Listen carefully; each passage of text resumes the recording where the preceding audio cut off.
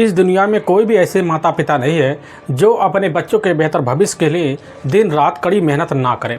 लेकिन कुछ बच्चे ऐसे होते हैं कि जैसे ही अपनी जवानी की दहलीज पर पहुंचते हैं उसी बीच अपना फैसला खुद लेना शुरू कर देते हैं। लेकिन उनका एक फैसला उनके ऊपर खुद भारी पड़ जाता है, जिसकी वजह से उनका हंसता खेलता परिवार तक तबाह हो जाता है।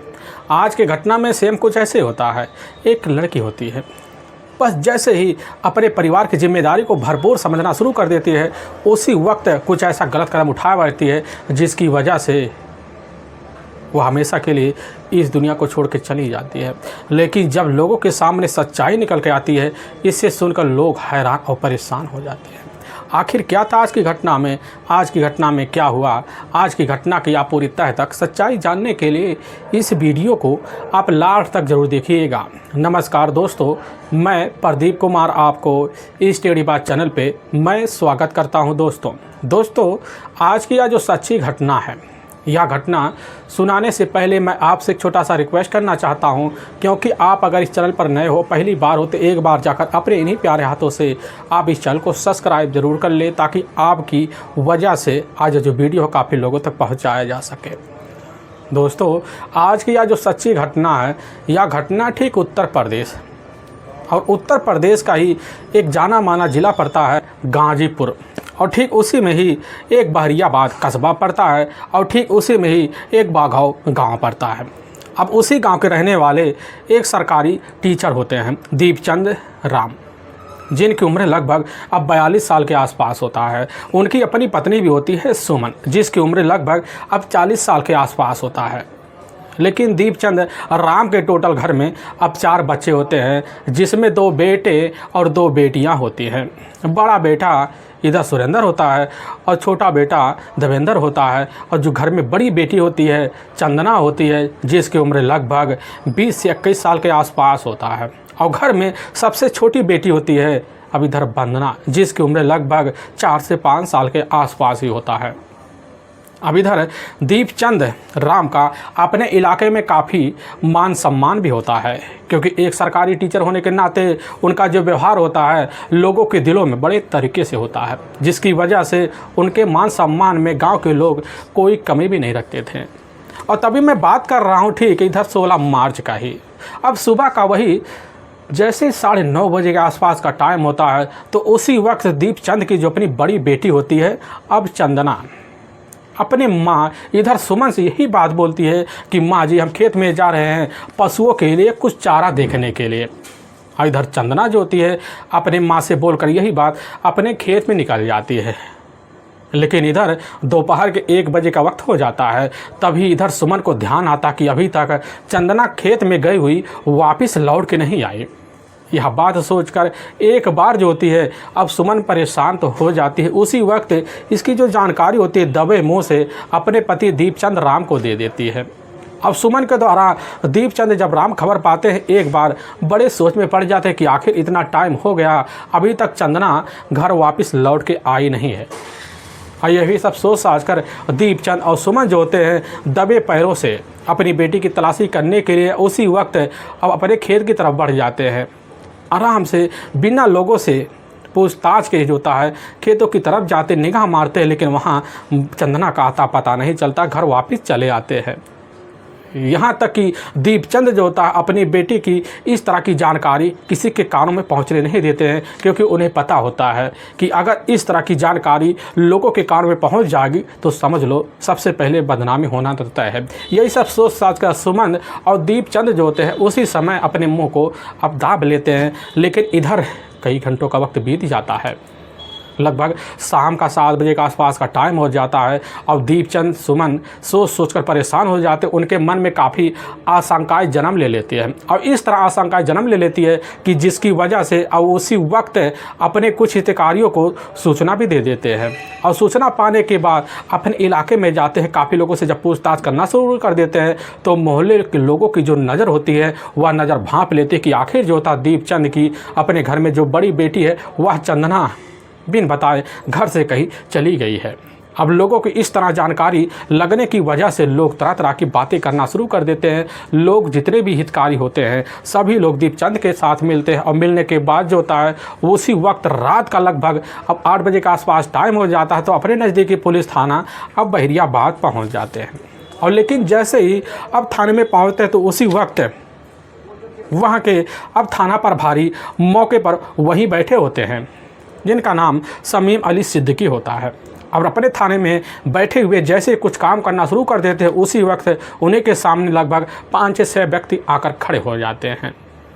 अब समीम अली सिद्दीकी 6 व्यक्तियों को जब देखते हैं, देखने के बाद उन्हें बड़ा असमंजस लगने लग जाता कि आखिर इतनी रात गए यहाँ आने का क्या मकसद हो सकता है।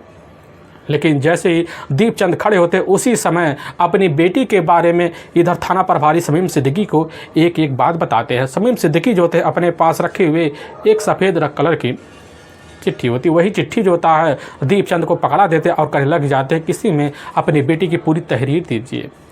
और दीपचंद जो होते हैं एक अध्यापक होने के नाते बड़ी जल्दी जो होती तहरीर अब लिख देते हैं। लिखने के बाद वही तहरीर जो होता है थाना प्रभारी समीम अली सिद्दीकी को पकड़ा देते हैं। और जैसे पकड़ाते हैं तो उसी वक्त जो होता है समीम अली सिद्दीकी उनकी जो अपनी बेटी होती है चंदना का गुमशुदा का मुकदमा दर्ज कर लेते हैं और साथ में चंदना का फ़ोटो जो होता है दीपचंद से ले देते हैं और समझा बुझा कर इधर दीपचंद और उनके सहयोगियों को घर वापस भेज देते हैं। लेकिन दीपचंद अपने घर पहुँचते हैं लेकिन वहाँ बैठने की कोशिश नहीं करते हैं।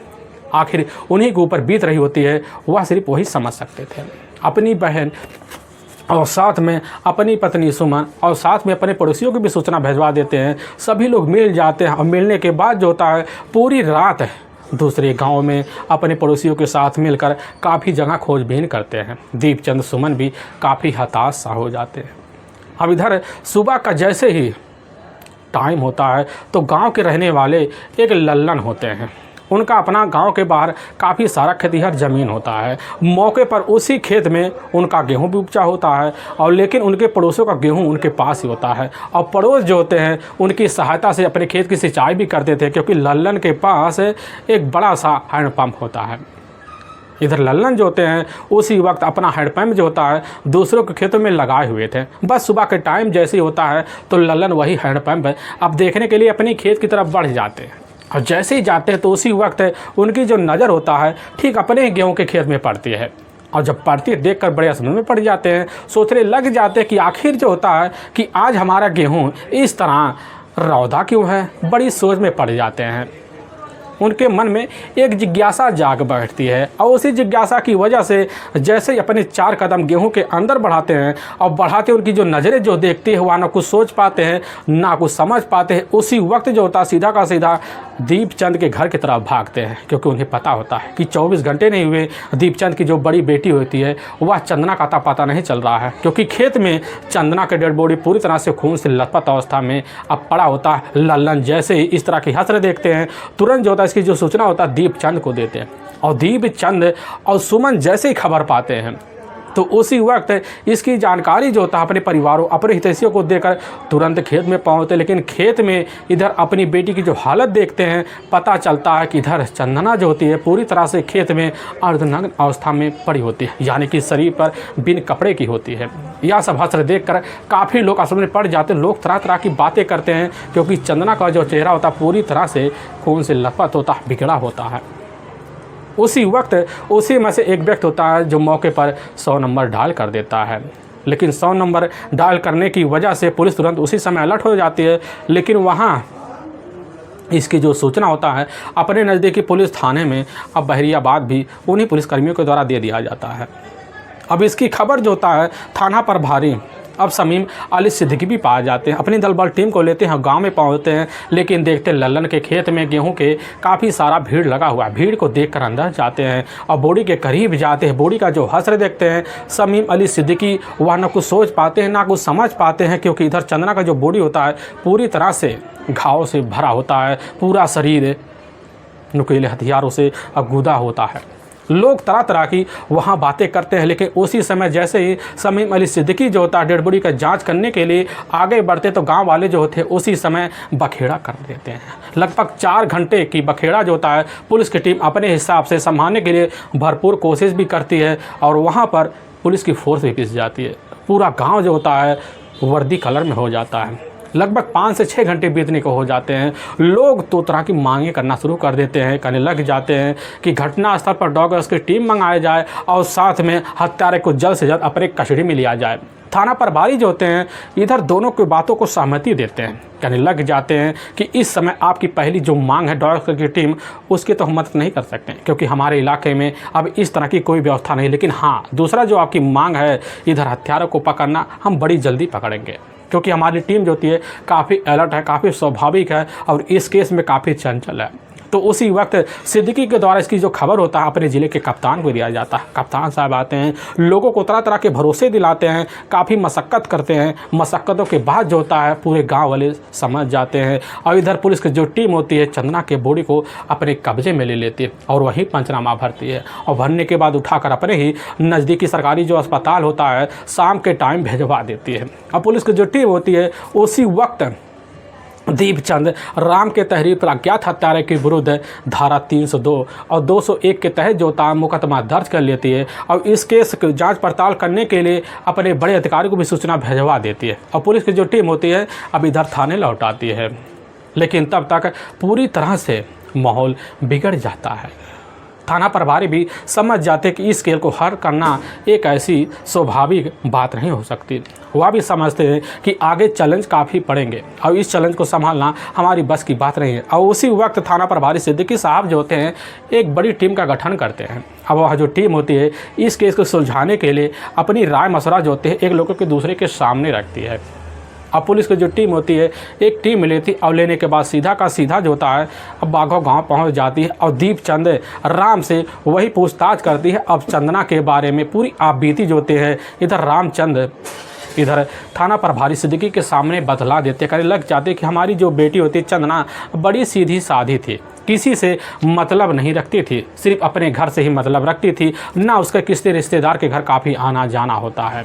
यह सब बात सुनकर थाना प्रभारी बड़े सोच में पड़ जाते कि आखिर जब चंदना बड़ी सीधी सादी थी तो आखिर उसी के साथ है क्या कोई दुश्मनी हो सकता है। इस तरह की बात सोच कर थाना प्रभारी और वहाँ बड़े अधिकारी भी परेशान हो जाते हैं। अब उनके सामने काफ़ी बड़े चैलेंज भी आ जाते हैं। यह सब सोच साच कर थाना प्रभारी के सामने चैलेंज बढ़ जाता है। थाना प्रभारी भी इस मकसद को कामयाब करने के लिए अपने से बड़े अधिकारी को भी अलर्ट कर देते हैं और साथ में अब मुखबिर की व्यवस्था भी कर देते हैं ताकि पता चले कि इधर चंदना का किसी से क्या लेना देना था या किसी से पहले की दुश्मनी थी। यही सब जांच पड़ताल करने के लिए मुखबिर भी लग जाते हैं और तभी मुखबिर के ही द्वारा इधर थाना प्रभारी सिद्दीकी के सामने एक चौंकाने वाली बात निकल के आ जाती है। अब पता चलता है कि ठीक जो होता है चंदना गांव में तो रहती थी लेकिन गांव में रहकर चोरी छुपे जो होता है किसी अनजान से बात किया करती थी। पुलिस की टीम जब यह बात सुनने के बाद बड़े असमंजस में पड़ जाते कि आखिर जो होता है चंदना के पास तो उसके पिता के द्वारा कोई मोबाइल तो था नहीं, आखिर वह चोरी छुपे किससे बात करती थी। और पुलिस की टीम भी समझ जाती कि बस करो, इनके घर में एक छोटी बच्ची भी है वंदना, हो सकता है वंदना को इस चीज़ की जानकारी हो। पुलिस की टीम भी समझ जाती है कि बच्ची अभी इतनी स्वाभाविक है नहीं कि पुलिस के सामने अपने आप को संभाल सके। और पुलिस की जो टीम होती है दूसरे दिन जो होता है अपने कुछ सहयोगियों को अपने साथ लेती है और लेकर इधर सीधा बघवा गांव पहुंच जाती है। और जब पहुंचती है दीपचंद के घर में घुस जाती है। लेकिन थाना प्रभारी की टीम को जैसे ही दीपचंद देखते हैं तो अब बड़े असमंजस में हो जाते हैं। अब पुलिस से वहीं काफ़ी सारे सवाल करना शुरू कर देते हैं और थाना प्रभारी और साथ में बड़े अधिकारी भी वहीं होते हैं। बड़े अधिकारी जो होते हैं अब जाते हैं वंदना को अपने बड़े प्यारे लफ्ज़ों में बुलाते हैं क्योंकि एक बच्ची होती है और बच्ची को तरह तरह की बातों में लुभाना उसी समय बड़े अधिकारी भी शुरू कर देते हैं। पहले तो उस बच्ची से अपना नाम पूछते हैं तो बड़े लफ्ज़ों में वह बता देती है कि हमारा नाम है वंदना। और कक्षा जब पूछते हैं कहने लग जाती कि इस समय हम 4वीं कक्षा में पढ़ाई कर रहे हैं। यह बात जब इधर वंदना के द्वारा थाना इंस्पेक्टर सुनते हैं, सुनने के बाद समझ जाते कि बच्ची अब हमसे बात करने के लिए पूरी तरह से तैयार हो चुकी है। और उसी समय अपनी बातों में उलझाते कहने लग जाते हैं कि बच्ची तुम्हारी दीदी के पास क्या कोई मोबाइल था। और वंदना जब यह बात सुनती है बड़े ही स्वाभाविक तौर पर कह बैठती कि हाँ साहब, हमारी दीदी के पास एक मोबाइल था और उसी से बार बार किसी से बात किया करती थी।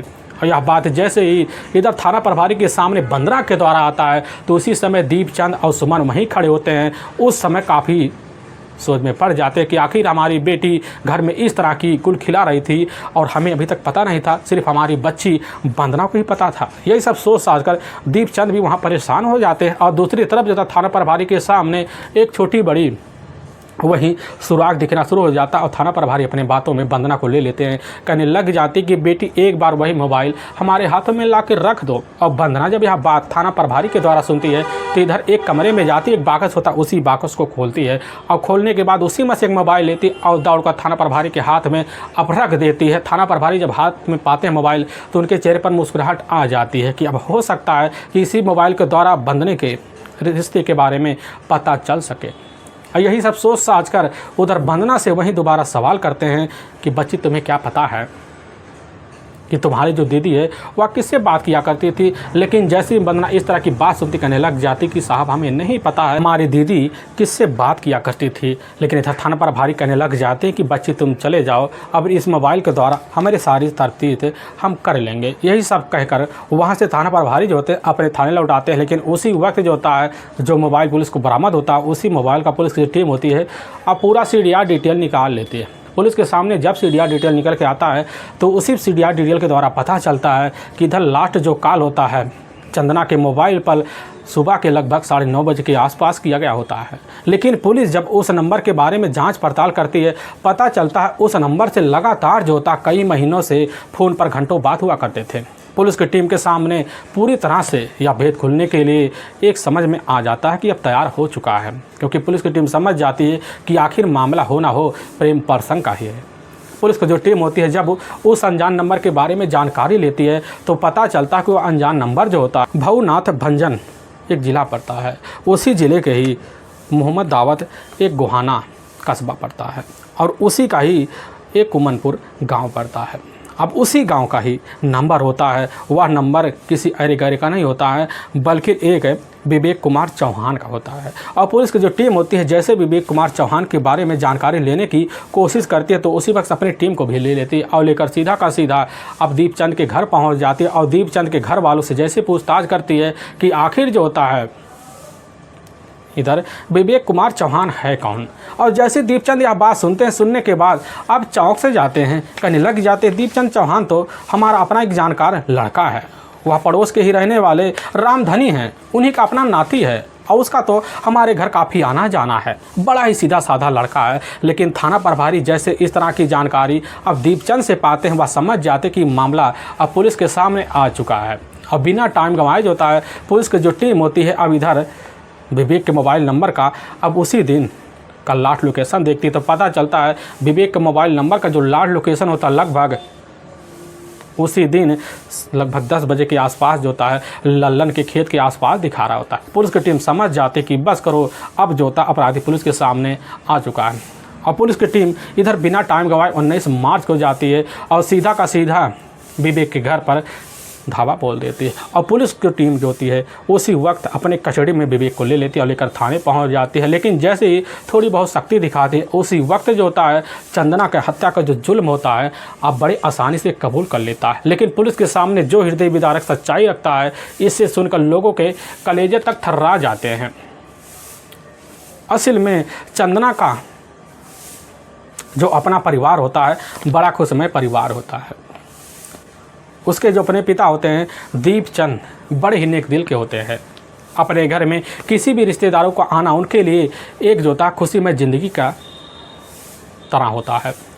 लेकिन इसी बीच जोता घटना से मात्र 3 साल पहले उनके ही पड़ोस के रहने वाले रामधनी होते हैं, उनका ही अपना नाती होता है विवेक।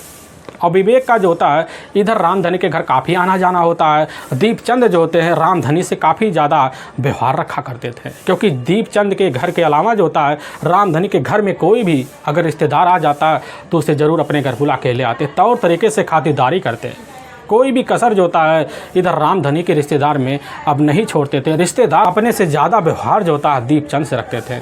और दीपचंद का यही मान सम्मान देखकर रामधनी के जितने भी रिश्तेदार होते हैं सभी का न्योता हकारी जो होता है दीपचंद के घर जरूर हुआ करता था। लेकिन इधर रामधनी का जो अपना नाती होता है विवेक कुमार चौहान, उसके अपने पिता जो होते हैं राजेश कुमार चौहान मौके पर एक गवर्नमेंट जॉब करते थे। विवेक कुमार चौहान जो होता है वह इंटरमीडिएट की परीक्षा जब पास कर लेता है तो उसी समय जाकर स्नातक की परीक्षा भी पास कर लेता है और पास करने के बाद मौके पर अब नौकरी की तलाशी में लगता है और करते करते उसके कई महीने का वक्त बीत जाता है। लेकिन घटना से मात्र अब 3 साल पहले जो होता है उसके नानिहाल में मौके पर शादी पड़ती है, क्योंकि उसके जो अपने नाना होते हैं रामधनी होती है और रामधनी के घर मौके पर 1 हफ्ते की छुट्टी लेकर अपने ननिहाल पहुंचता है और शादी के फंक्शन में शामिल हो जाता है। और तभी उसी समय फंक्शन में उसकी जो मुलाकात होती है उसके आंखों के सामने इधर चंदना से हो जाता है, क्योंकि चंदना शादी में पूरी तरह से सफ़ेद वस्त्र में एकदम चौर चाँद दिखा रही होती है। लेकिन इस तरह का नज़ारा देखकर इधर विवेक जो होता है वही अपने आप को कंट्रोल ना रख पाता है और एकाएक जो होता है अपनी नज़र चंदना के ऊपर गड़ा बैठता है, क्योंकि देखने में चंदना काफ़ी खूबसूरत ढल रही थी। और यही सब नज़ारा देखकर जो होता है विवेक और उसी दिन से जो होता है अपने दिल पूरी तरह से दे बैठता है अब चंदना को। लेकिन एक ही पल में ना जाने कब चंदना ओझल हो जाती है। लेकिन विवेक को तो पता होता है कि चंदना का अपना परिवार जो होता है बगल में है और जैसे ही वक्त मिलता है तो उसी समय खुद चंदना के ही घर में उसका जाना हो जाता है, क्योंकि पहले से इधर विवेक का चंदना के घर काफ़ी आना जाना होता है, क्योंकि रामधनी का अपना ही खास नाती होता है और नाती होने के नाते जो होता है और दीपचंद के घर काफ़ी आना जाना होता है। आने जाने की वजह से पूरी आज़ादी जो होता है विवेक को मिली हुई थी और बेधड़क जो होता है दीपचंद के घर में घुस जाता है और वही जो होता है बात करने के लिए भरपूर कोशिश चंदना से करता है, इर्द गिर्द मंडराता है, हर तरह की खातिरदारी जो होता है अब वही चंदना का करना शुरू कर देता है, क्योंकि चंदना की जो उम्र होती है लगभग 18 साल के ही पार होती है। और पार होने के नाते वह स्थिति आ जाती कि चंदना जो होती समझ जाती है कि आखिर विवेक जो होता हमारे इर्द गिर्द ज़्यादातर नज़रें क्यों मंडरा रहा है। अब इस तरह की नज़ारा देखकर जो होता है चंदना को भी अच्छा लगने लग जाता है कि चलो आजकल हमारे ऊपर भी कोई मेहरबान हो रहा है। लेकिन इस तरह विवेक मेहरबान हो जाता कि चंदना जो होती है अपने आप को रोक नहीं पाती और उसी दिन दोनों एक दूसरे को समझने के लिए भरपूर मौका भी देते हैं और समझ बूझ भी लेते हैं। लगभग पूरी की पूरी रात बीत जाती है, दोनों एक दूसरे के करीब आने की पूरी हितैषी के बारे में जानकारी ले लेते हैं। और वैसे दोनों एक दूसरे की जानकारी लेते लेते 1 हफ्ते का जब वक्त बीत जाता है, यहाँ तक कि दोनों के बीच जो होता है प्रेम प्रसंग की चर्चे भी शुरू हो जाते हैं और दोनों एक दूसरे के सामने इजहार भी कर देते हैं। इजहार करने के बाद दोनों दूसरे को समझ लेते हैं और इधर जैसे 1 हफ्ते का वक्त बीतता है, बीतने के बाद जो होता है विवेक अपने पैतृक गाँव मोहम्मदाबाद गोहाना के ही इधर उमनपुर चला आता है। और लेकिन जैसे ही अब शाम का टाइम होता उसी वक्त जो होता है अब विवेक जैसे चारपाई पकड़ तो उसी वक्त उसके नज़रों के सामने चंदना का खूबसूरत चेहरा घूमना शुरू कर देता है। वह समझ जाता कि हमारा जो दिल है अब चंदना के ही पास रह गया है। लेकिन वह सोच नहीं पाता है कि आखिर अब चंदना से बात करने के लिए कौन सा रास्ता देखे, क्योंकि चंदना के पास कोई मोबाइल था नहीं और कोई साधन था नहीं जिसकी वजह से इधर चंदना से अब बात कर सके। यहाँ तक कि दोनों की करवटें एक साथ अब रात बिरात बदलना शुरू हो जाते हैं और चंदना जो होती है अपने आप को पूरी तरह से एकदम दिल की दरवाज़ा विवेक के लिए खोल चुकी होती है। दोनों के मन में रात के उमंगे इस तरह बढ़ जाते हैं कि बढ़ने की वजह से दोनों बेकरार हो जाते हैं। लेकिन जैसे 4 दिन का वक्त बीतता है, बीतने के बाद जो होता है इधर विवेक अपने पिता से एक बहाना मारकर अपने नाना से मिलने के लिए सीधा का सीधा बघवा गाँव निकल जाता है। और जैसे अपने नाना के घर पहुंचता तो कुछ घंटे रहने के बाद दीपचंद के घर में मौका देकर अब घुस जाता है, क्योंकि दीपचंद के घर में घुसने के लिए उसे किसी की परमिशन की आवश्यकता नहीं होती है, क्योंकि दीपचंद जो होते हैं मौके पर अध्यापक होने के नाते जो होता है वह दिन भर स्कूलों में व्यस्त रहते और इधर सुमन जो होती है एक घर में गृहस्थी संभालने के नाते घरों में व्यस्त रहती, क्योंकि चंदना जो होती है पढ़ाई धड़ाई छोड़ छाड़कर अपने माता के साथ अपने घर गृहस्थी में पूरी तरह से उलझ जाती है और दोनों जो होते हैं एक दूसरे के हितैषी हो जाते हैं। लेकिन जैसे ही विवेक जो होता है दीपचंद के घर में जाता है सुमन और साथ में उनकी अपनी जो बेटी होती है चंदना और वंदना घर में होती है। अब यह नज़ारा देखकर वही पूरी तरह से अपने आप को मिलने के लिए रोक नहीं पाता, लेकिन लोगों के व्यवहार को देखता काफ़ी घंटे वहाँ एक दूसरे के बहकाव में आता है। लेकिन इधर जो होती है चंदना और विवेक दोनों प्रेमी होने के नाते मन दोनों एक दूसरे की बात समझ लेते हैं और घंटों बीत जाते हैं। लेकिन जैसे ही इशारों में विवेक उठता है, उठने के बाद जैसे ही घर से बाहर की दहलीज देखता तो उसी वक्त चंदना जो होती मौका ढूंढकर घर के दरवाजे पर आकर खड़ी हो जाती और चंदना अपने जेब से एक गिफ्ट का मोबाइल निकालता और वही मोबाइल जो होता जल्दीबाजी में चंदना के हाथ में पकड़ा देता, कहने लग जाता है कि ये लो बहुत बड़ा गिफ्ट है। और वह समझ जाती क्या गिफ्ट हो सकता है। और जैसे चंदना पाती है और पाने के बाद जो होता है खोलती है, खोलने के बाद उसके चेहरे पर मुस्कुराहट आ जाती है। इधर पूरी रात जो होता है विवेक अपने ननिहाल में बिताता, सुबह के टाइम अपने पैतृक गांव आ जाता। फिर मोबाइल के द्वारा जो होता है अब इधर चंदना और विवेक का फ़ोन पे बात होना शुरू हो जाता है और इस तरह बात होने लग जाते कि दोनों एक साथ ज़िंदगी निभाने तक का फैसला ले लेते हैं। लेकिन ज़िंदगी साथ निभाते निभाते फ़ोन पर बात करते करते जीवन का रास्ता ऐसे पार हो जाता है कि 3 साल का वक्त पता भी नहीं लगता है। लेकिन इसी बीच जो होता है विवेक और साथ में चंदना के प्यार में ऐसा मोड़ आ जाता है कि ना चंदना समझ पाती है ना इधर विवेक समझ पाता है, क्योंकि विवेक समय के हिसाब से जब भी कॉल करता तो इधर एकाएक चंदना का मोबाइल ना जाने क्यों व्यस्त बता देता, जिसकी वजह से इधर खुद विवेक समझ जाता कि आखिर हो सकता है अब चंदना की ज़िंदगी में कोई और नवयुवक प्रेमी आ गया हो, जिसकी वजह से हमारी ज़िंदगी में इस तरह की उलझनें पड़ रही हैं। लेकिन इधर तो तब पार हो जाता है कि जब विवेक जो होता चंदना के मोबाइल पर कॉल करता तो व्यस्त बता देता, जिसकी वजह से चंदना की इस कॉल की बारे में जानकारी लेने की भरपूर कोशिश करता है। लेकिन जब भी फ़ोन मिलाने के बाद चंदना जो होती 3-4 बजे की बात करती, थोड़ी देर बाद फ़ोन कट कर देती। अब यही दूरी जो होता है विवेक के मन में घर कर जाता है, शंका पूरी तरह से बढ़ जाता कि बस करो चंदना का किसी के और के साथ करीबी रिश्ता बन चुका है। अब वह नहीं चाहता था कि इस ज़िंदगी में कोई और शामिल हो। लेकिन जैसे ही विवेक जो होता है चंदना से गहराई तक छानबीन करने की कोशिश करता तो इधर चंदना और साथ में विवेक के बीच झगड़े तकरार हो जाते हैं। कई दिन मामले शांत ना हो पाते, जिसकी वजह से विवेक समझ जाता कि अब हमें वह फैसला लेना चाहिए जैसा फैसला आगे हमें लेना है। और उसी समय विवेक ठान लेता कि चंदना अगर हमारी नहीं रही तो वह समझ लो अब किसी की हो ही नहीं सकती। लेकिन इस फैसले और कामयाबी को रास्ता दिखाने के लिए वह सोच बैठता कि हमें तो है चंदना को अपनी मीठी मीठी बातों में लेना पड़ेगा। और उसी वक्त माफ़ी के तौर पर अपनी जाल बिछाता है और उस जाल में पूरी तरह से अब चंदना फंस जाती है। और फंसने के बाद समझ जाता है कि वह सही समय आने वाला है कि चंदना को हमें अब हमेशा हमेशा के लिए सबक सिखाना पड़ेगा। और तभी 16 मार्च अब साल 2018 का ही अब दिन होता है। तो उसी वक्त जैसे ही 8 बजे के आसपास का टाइम होता है तो इधर खुद विवेक चंदना के पास फ़ोन कर देता है, कहने लग जाता कि चंदना आज हम तुमसे आखिरी बार मुलाकात करने वाले हैं, क्योंकि हम अपने पड़ोसी के साथ आज शहर जाने वाले हैं और तुमसे लास्ट बार मुलाकात करेंगे। यह बात जब चंदना सुनती है, सुनने के बाद उसके दिल में बड़ी तसल्ली मिलती है कि चलो आज हमें इस नाराज प्रेमी से छुटकारा तो मिलेगा, आज आखिरी मुलाकात है। ये सब सोच साच कर अब चंदना जो होती है विवेक का इंतजार करती है। लेकिन विवेक जो होता है अपने ही ज़िले से एक बस पकड़ता है और बस पकड़ने के बाद सीधा का सीधा जो होता है इधर बिना टाइम गवाए अब गाजीपुर बस स्टैंड पहुंच जाता है और वहां से एक टेम्पो लेता है और टेम्पो लेकर सीधा का सीधा जो होता है गाँव की तरफ बढ़ जाता है। और सुबह का लगभग 9:30 बजे का जैसे आसपास टाइम होता है तो उसी वक्त लल्लन की खेत तरफ जाता है और वहीं टिब्बिल पर खड़ा होकर इधर विवेक चंदना के मोबाइल पर कॉल करता है और कहने लग जाता है कि अब यहाँ आ चुके हैं। लेकिन चंदना जैसी खबर पाती उसी समय अपनी माँ से बोल के यही निकल जाती है कि जा रहे पशुओं के लिए चारा देखने के लिए अपने खेत में। लेकिन उसकी जो अपनी माँ होती है सुमन मौके पर किसी और काम में व्यस्त होती है, जिसकी वजह से उसके बातों पर ध्यान नहीं देती और चंदना अपनी मोबाइल वहीं बाकस पे रख देती है। लेकिन हाँ, उसके मोबाइल के बारे में पूरी जानकारी उसकी अपनी छोटी बहन इधर वंदना को थी, क्योंकि वंदना एक बार अपनी बड़ी बहन को बात करते हुए देख लेती है, जिसकी वजह चंदना जाती है, तरह तरह की लुभावने देती है और वंदना समझ जाती है। लेकिन इधर चंदना मोबाइल को जब रखती है, रखने के बाद सीधा के सीधा अपने घर से निकल पड़ती है और जैसे ही ललन के खेत में पहुंचती है तो पूरा सुनसान होता है। चारों तरफ जो होता है बड़े बड़े फैसले होते हैं और उसी फैसलों के बीच जो होता है इधर चंदना पहुंच जाती है। लेकिन अंदर खड़ा हुआ इधर विवेक चौहान होता है।